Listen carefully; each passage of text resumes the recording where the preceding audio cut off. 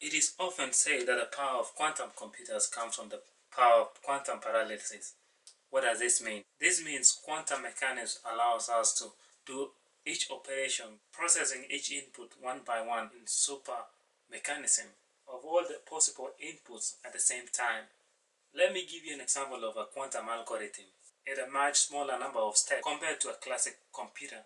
It's called the quantum search algorithm. It's used every time when we have a large database.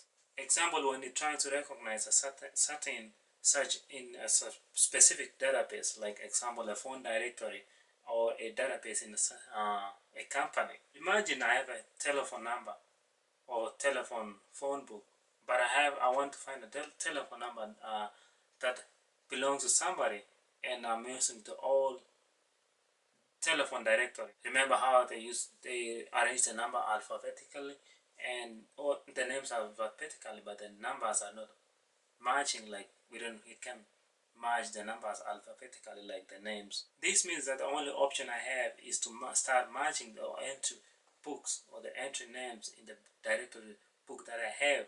And after matching that, I'll find the number associated to the name that are matched alphabetically. If I have 1 million names in that directory, that means it will take me an average of up to 1 million attempts trying to find only one name or one telephone number. A quantum computer can do much better than this. It will find the name of the number that I'm looking for using some simple steps. It uses an algorithm of square root of the number of the items that are in the list.